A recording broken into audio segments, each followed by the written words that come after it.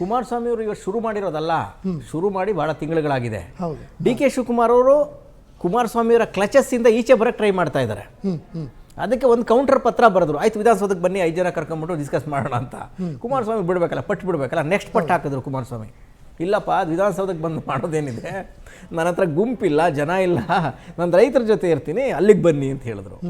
ಆಯಿತು, ನಾನು ಆನ್ಸರ್ ಮಾಡ್ತೀನಿ ಅಂತ ಡಿ ಕೆ ಶಿವಕುಮಾರ್ ಅವರು ಅದನ್ನು ಹಂಗೆ ಸೈಡಲ್ಲಿ ಇಟ್ಟಿದ್ರು. ಮತ್ತೆ ಇವತ್ತು ಬಿಡಲಿಲ್ಲ. ಕುಮಾರಸ್ವಾಮಿ ಶನಿವಾರ ಬರ್ತಾರೆ, ನಾಳೆನೋ ನಾಡದ್ದು ಬರ್ತಾ ಇದ್ದಾರಂತೆ. 27 ಇಲ್ಲ ಅದೇನು ಲೆಟರ್ ಇನ್ನೂ ಬಾಕಿ ಉಳಿದಿದೆಯಲ್ಲ, ಬಂದಿರ್ತೀನಿ ಅಲ್ಲಿ ಬನ್ನಿ ಅಂತ ಇನ್ನೊಂದು ಲೆಟರ್ ಬಿಟ್ಟಿದ್ದಾರೆ ಈಗ. ಓಕೆ. ಡಿ ಕೆ ಅವರು ಅವತ್ತು ಆನ್ಸರ್ ಮಾಡಿಲ್ಲ, ಈಗ ಫರ್ದರ್ ಇದಕ್ಕೂ ಆನ್ಸರ್ ಮಾಡ್ತಾರೆ ಅಂತ ನಮಗೇನು ಅನ್ಸೋದಿಲ್ಲ. ಯಾಕೆ ಅಂತ ಹೇಳಿದ್ರೆ ಕುಮಾರಸ್ವಾಮಿ ಅವರು ಕರೀತಾ ಇರೋ ಜಾಗಕ್ಕೆ ಇವ್ರಿಗೆ ಹೋಗೋಕ್ಕೆ ಸಾಧ್ಯ ಆಗೋದಿಲ್ಲ ಮುಖ್ಯಮಂತ್ರಿಯಾಗಿ. ಆಮೇಲೆ ಸಂತ್ರಸ್ತರು ಅಂತ ಕರೆಸ್ಕೊಳ್ಳೋ ರೈತರ ಜೊತೆಗೆ ಹೋಗಿ ಅಲ್ಲಿ ಮುಖ್ಯಮಂತ್ರಿ ಏನೋ ಬೀದಿ ಚರ್ಚೆಗೆ ಪಾಲ್ಗೊಳ್ಳೋಕ್ಕೆ ಸಾಧ್ಯ ಆಗೋದಿಲ್ಲ. ನ್ಯೂಸೆನ್ಸ್ ಕ್ರಿಯೇಟ್ ಆಗುತ್ತೆ, ಅಲ್ಲಿ ರಾಜಕೀಯ ಚರ್ಚೆ ನಡೆಯೋದಿಲ್ಲ, ಗದ್ದಲ ಆಗುತ್ತೆ. ಮುಖ್ಯಮಂತ್ರಿ ಹೋಗಿ ಉದ್ರಿಕ್ತ ಗುಂಪಿನ ನಡುವೆ ಬಂದು ಕೂತ್ಕೊಳ್ಳಿ ಅಂತ ಕರೆಯೋದಿದೆಯಲ್ಲ, ಕುಮಾರಸ್ವಾಮಿಯವರ ಇದು ಮಾಸ್ಟರ್ ಸ್ಟ್ರಾಟಜಿ. ಇದು ಕುಮಾರಸ್ವಾಮಿಯವರ ಕರ್ನಾಟಕದ ಚತುರ ಕುಮಾರಸ್ವಾಮಿಯವರ ಮಾಸ್ಟರ್ ಸ್ಟ್ರಾಟಜಿ. ಬಾಪ ಮಾತಾಡುವಂತ ಅಲ್ಲೆಲ್ಲ ರೊಚ್ಚಿಗೆದ್ದಿರೋ ಜನದ ಮಧ್ಯೆ ಬಾ ಇಲ್ಲಿ ಮಾತಾಡಿ, ನೀನೇನು ಹೇಳ್ತೀಯ ಹೇಳು ಅಂದರೆ ಇವರೇನು ಮಾತಾಡೋದು, ಜನ ಮಾತಾಡ್ಬಿಡ್ತಾರೆ ಅಲ್ವಾ. ಇಂಥ ರಿಸ್ಕಿಗೆ ಕುಮಾರಸ್ವಾಮಿಯವರು ನೋಡ್ತಾ ಇದ್ದೀವಿ. ಏನದು ಇಂಥದ್ದು ಶಬ್ದಗಳು ಇಲ್ಲ ಅಂತಿಲ್ಲ, ಏನೆಲ್ಲ ಅವಾಚ್ಯ ಶಬ್ದಗಳು ಇರಬೇಕು ಜಗತ್ತಿನಲ್ಲಿ ಅವನ್ನೆಲ್ಲನ್ನ ಹಾಕಿ ಪಾಪ ರೈತರು, ರೈತ ಮಹಿಳೆಯರು ಮಾತಾಡ್ತಾ ಇದ್ದಾರೆ.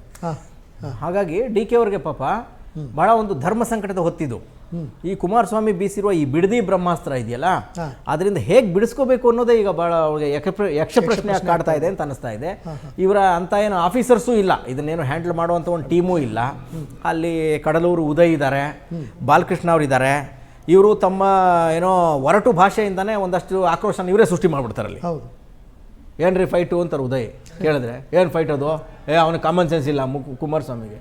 ಅಷ್ಟು ಈಸಿ ಇಲ್ಲ ಸರ್, ಕುಮಾರಸ್ವಾಮಿನ ಕಾಮನ್ ಸೆನ್ಸ್ ಇಲ್ಲ ಅಂದ್ಬಿಟ್ರೆ, ಅವನು ಮನ ಮರ್ಯಾದಿಲ್ಲ ಅಂತ ಬಾಲಕೃಷ್ಣ ಹೇಳ್ಬಿಟ್ರೆ ನಾನು ಕಂಡಿದ್ದೀನಿ. ಹಂಗಲ್ಲ ಸರ್, ನೀವೇನು ಬೈತಿದ್ದೀರಾ, ನೀವೇನು ಮಾತಾಡ್ತಿದ್ದೀರಲ್ಲ, ಅದಕ್ಕಿಂತ ಬಿಯಾಂಡ್ ಇದ್ದಾರೆ ಕುಮಾರಸ್ವಾಮಿಯವರು. ಕುಮಾರಸ್ವಾಮಿಯ ಇಮೇಜು, ಕುಮಾರಸ್ವಾಮಿಯವರ ಶಕ್ತಿ, ಕುಮಾರಸ್ವಾಮಿಯವರ ಸಾಮರ್ಥ್ಯ ಮತ್ತು ಕುಮಾರಸ್ವಾಮಿಯವರ ತಂತ್ರ ಚಾಣಾಕ್ಷತೆ, ಇದು ನಿಮಗಿಂತ ನಮಗಿಂತ ಡಿ ಕೆ ಅವ್ರಿಗಿಂತ ಸ್ವಲ್ಪ ನೆಕ್ಸ್ಟ್ ಒಂದು ಲೆವೆಲಲ್ಲಿದೆ.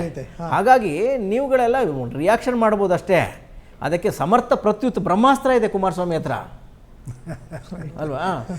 ಹಾಗಾಗಿ ಪಾಪ ಡಿ ಕೆ ಅವ್ರಿಗೆ ಇದೊಂದು ಇಕ್ಕಟ್ಟಿನ ಇದು. ಎಗೈನ್ ಕುಮಾರಸ್ವಾಮಿ ಅವರು ಅವತ್ತು ಹೋಗ್ತಾರೆ ಸರ್, 27ನೇ ತಾರೀಕು ಹೋಗ್ತಾರೆ. ಅಲ್ಲಿ ನಿಂತು ನೋಡಿ ಕರೆದೆ, ಬಂದಿಲ್ಲ, ಬರಬೇಕಿತ್ತು ಇಲ್ಲಿ ಅಂತ ಶುರು ಮಾಡ್ತಾರೆ. ಮುಖ್ಯಮಂತ್ರಿಗಳು ಮೊದಲನೇ ಬಾರಿ ಅವರ ಆಹ್ವಾನಕ್ಕೂ ಕೂಡ ಏನು ರಿಯಾಕ್ಟ್ ಮಾಡಿಲ್ಲ, ಮಾತಾಡ್ತೀನಿ ಅಂತ ಹೇಳಿದ್ದಾರೆ. ಇದಕ್ಕೆ ಏನು ರೆಡಿ ಮಾಡ್ಕೋತಾರೋ ನೋಡ್ಬೇಕು. ಮತ್ತು ಎಂ ಬಿ ಪಾಟೀಲ್ ಅವರಿಗೆ ಒಂದು ಇದನ್ನು ಏನಪ್ಪ ಅಂದ್ರೆ ಡಿಫಾಮೇಷನ್ ಕೇಸ್ ಆಗ್ತೀವಿ ಅಂತಲೂ ಹೇಳ್ಬಿಟ್ಟಿದ್ದಾರೆ. 100 ಎಕರೆ ಇದೆ ಅಂತ ಹೇಳಿದ್ದಾರೆ. ಯಾರು ನಿಖಿಲ್ ಕುಮಾರಸ್ವಾಮಿ ಅವರು ಇವತ್ತೇನಪ್ಪ ಅಂದ್ರೆ ಅದನ್ನೊಂದು ಹೇಳಿಕೆ ಕೊಟ್ಟಿದ್ದಾರೆ. MVP ಅವರು ಅಲರ್ಟ್ ಆಗ್ಬಿಟ್ರು ಸರ್. ಅವರು ಏನಂತಂದ್ರೆ ಇಲ್ಲ, ನನಗೇನಪ್ಪ ಅಂದ್ರೆ ಒಂದು ಇನ್ಫಾರ್ಮೇಷನ್ ಇತ್ತು, ಅವರು ಹೇಳಿದ್ರು ಹಿಂದಕ್ಕೆ, ಅದನ್ನು ರೆಫರ್ ಮಾಡ್ಕೊಂಡು ನಾನು ಹೇಳಿದ್ದೀನಿ ಅಂತ ಕುಮಾರಸ್ವಾಮಿ ಅವರೇ ಒಂದು ಯಾವುದೋ ಒಂದು ಫಂಕ್ಷನಲ್ಲಿ ಹೇಳಿದ್ರು, ಅದನ್ನೇ ಹೇಳಿದ್ದೀನಿ. ಹಂಗೇನ್ರಿ ಆದರೂ ಕೂಡ ನಾನು ಕ್ಷಮೆ ಕೇಳ್ತೀನಿ ಅಂದ್ಬಿಟ್ಟಾರೆ ಅವರು. ಅಲ್ಲಿ ಮುಗಿದೋಗಿದೆ, ತಂಟೆ ಬೇಡ ಅಂತ, ಸವಾಸ ಬೇಡ ಅಂತ. ಅದು ಬಿಡದಿದ್ದು ಬಿಜಾಪುರಕ್ಕೆ ಹೋಗೋದು ಬೇಡ ಅಂತೇಳಿ. ಹೌದು, ಇಲ್ಲಿಗೆ ಅದು ಏನಪ್ಪ ಅಂದ್ರೆ ಹಳೆ ಮೈಸೂರಿನಲ್ಲಿ ಅದೇ ಬಗೆಹರಲಿ ಅಂತಕ್ಕಂಥದ್ದು ಒಂದು. ಡಿ ಕೆ ಅವರು ಇದನ್ನ ಹೇಗೆ ಬಗೆಹರಿಸ್ಕೊತಾರೆ ಅನ್ನೋದೇ ಇದು. ಈಗ ಎಲ್ಲಾ ಕಡೆಯಿಂದ ಚಕ್ರವ್ಯೂಹನ ರಚಿಸಿ ಆಗಿದೆ ಕುಮಾರಸ್ವಾಮಿ ಅವರು. ಈ ಬಿಡದಿ ಇದೆಯಲ್ಲ, ನಾವು ಮತ್ತೆ ಮತ್ತೆ ಮತ್ತೆ ಹೇಳ್ತಾ ಇದೀವಿ ಸರ್, ಮತ್ತೆ ಮತ್ತೆ ಕೂಗಿ ಹೇಳ್ತಾ ಇದೀವಿ ಕರ್ನಾಟಕದ ಜನಕ್ಕೆ, ಇದು ಬಿಡದಿ ಬರೀ ಆ ಟೌನ್ಶಿಪ್ನ ಇಶ್ಯೂ ಅಲ್ಲ. ಇದು 2028ರ ಎಲೆಕ್ಷನ್ಗೆ JDS ಊದಿರುವ ರಣಕಹಳೆ. ಇದು BJP ಮತ್ತು ಕಾಂಗ್ರೆಸ್ ಎರಡಕ್ಕೂ ಚೆಕ್ ಕೊಡುವ ಒಂದು ಚಳವಳಿನ ಅಲ್ಲಿ ಕುಮಾರಸ್ವಾಮಿ ಹುಟ್ಟಾಕ್ತಾ ಇದ್ದಾರೆ.